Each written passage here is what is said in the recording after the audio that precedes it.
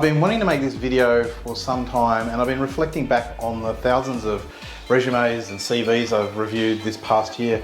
And it came to me this morning, I want to give you the three key tips, three key areas where I see so many people make so many mistakes that gets in the way of you having an effective, good, great, even winning CV or resume. So I'm going to give you those three tips, and the best one's going to be last for watch time. So the thing about resumes and CVs is if you know much about them, then it only takes a recruiter about 6, 7 or 8 seconds to review one the first time and make some sort of decision as to whether they want to talk to you or get you in for an interview. So critically, the front page, the first page, is really the most important part of your resume, and your resume's sole job really is to get you that conversation with the recruiter or the employer. So far too often do I see people put non-essential words at the top of their resume like curriculum vitae or resume, when we actually know what this document is. Get rid of those words, get rid of the erroneous text, and just put your name in the biggest, boldest, largest font size letters you can at the top of the page, because your name is the hero of this document.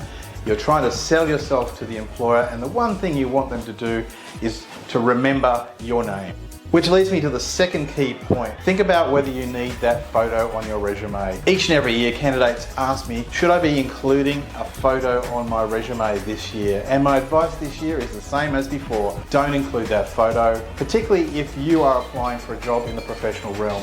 It's just seen as ostentatious, over the top. And the other thing you don't know about the problem with including a photo on your resume is if they've never seen you before, all of a sudden they're making up ideas about you based on your photo rather than the contents of your CV or resume, and they're spending 3 or 4 seconds looking at that photo when they should be spending those 3 or 4 seconds out of the 6 to 8 seconds reviewing other parts of your resume. And my third key point, and the most valuable thing, the thing I see missing so often or poorly executed on CVs or resumes, is what some might call the personal profile or career summary, what I like to call the executive summary. The bit that sits at the top of your resume, right under your name, that takes up about 1/3 or half of the front page, that tells your story about who you are, what your career is about, and what you can offer to the employer. The problems I see is it's either missing, or people are putting bullet points with responsibilities and things that they've done in the past that are of no real interest to the employer. So make sure you tailor that and talk about the sort of knowledge and skills and capabilities that you can bring to the job, but also think about what can you offer to this employer? What do they need? Can you offer new leads or new business? Can you offer